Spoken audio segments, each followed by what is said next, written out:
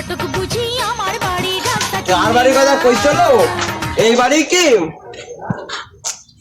এই বাড়ি মনে হয় এই বাড়িতে দেখি আরে ঘটক বুঝি আমার বাড়ি রাস্তা চিনি না পান খায়া মুখ ভাই তো এই বাড়ির কথাই কইছিল মনে হয় এই বাড়ি মনে হয় দেখি ডাক দি দেখি ও রুবেল ভাই আসো নাকি বাড়ি কি ডাকো কিরা ডাকছো?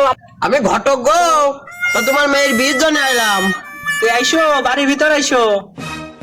পান খায়া মুখ লাল করিয়া কালো ছাতা এ, মাথায় দিয়া তে ভাই মেয়েটা দেখাও মেয়েটা দেখে একটু তুই আইসো বসো।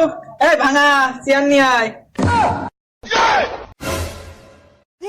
না না না থাক বসবো না তুমি মেয়েটা নিয়ে এসে আগে দেখাও মেয়েটা দেখি আমরা না না বসো খাওয়া দাওয়া করে যাও। এই পোষা বাজার বিস্কুট নিয়ে আয়। সে কি না না না ভাই এমন নাস্তা করবে না তুমি এক গ্লাস পানি দাও এক গ্লাস পানি খাই আমরা আরে না না না ঘটক সাহেব বসো, তুমি আইসো তোমার খাতি দি। এই মুইতে পানি নিয়ে আয়। আরে স্যার কি বলছো কিন্তু আমাকে বিরাট অপমান হয়ে যাচ্ছে।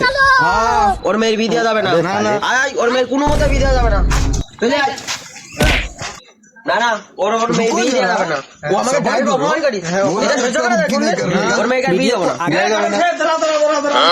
ঘটক সাহেব বিয়ের কি হইলো? সে আর ভাই বিলো না ওর বাড়ি গিয়েছে ডাইরেক্ট অপমান করছে বলছে ভাঙা চেয়ার দে তো এই কষা ভাজা বিস্কুট দে তো মুইতে পানি দিত কত ভাই ওর মেয়ের কি বিয়ে দেওয়া যায় এত অপমান করলে আরে ভাই তুমি ভুল বুঝেছো, ওর বড় ছেলের নাম ভাঙা, মেজো ছেলের নাম পচা, ছোট ছেলের নাম মুইতে।